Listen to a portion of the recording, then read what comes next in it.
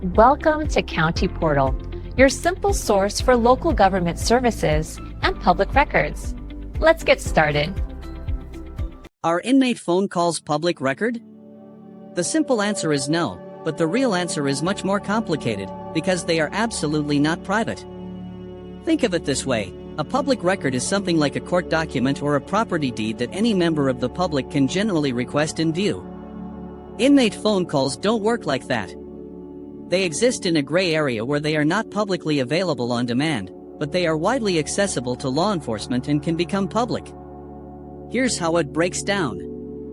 First, there is no expectation of privacy. Every single time an inmate picks up a phone in a jail or prison, an automated message plays. It states that the call is being recorded and may be monitored. This isn't just a casual warning, it's a legal disclaimer. By continuing the call, both the inmate and the person on the other end are consenting to being recorded. This single fact removes most privacy protections. Second, let's talk about who is listening. The primary listeners are correctional staff and law enforcement. Prison officials monitor calls to prevent criminal activity, like planning escapes, threatening witnesses, or coordinating drug deals. Police and prosecutors can obtain these recordings as part of an investigation. A confession, an admission, or even an attempt to create a false alibi over the phone can become powerful evidence in a criminal case. These recordings are used regularly to secure convictions. Third, this is how a call can become a public record. If a prosecutor decides to use a recorded phone call as evidence in a trial, it will be played in open court. Once it's entered as an exhibit, it becomes part of the official court file. At that point, it is now a public record, and a journalist or a member of the public could potentially access it through the court clerk's office.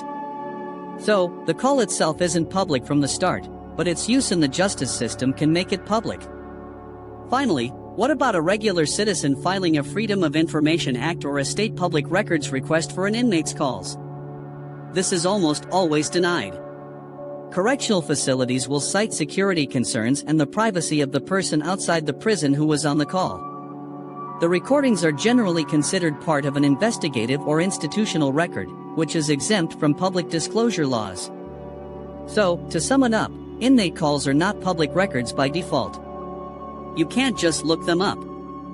However, they are constantly recorded and monitored by authorities and can be easily used against an inmate in court, at which point they do enter the public domain.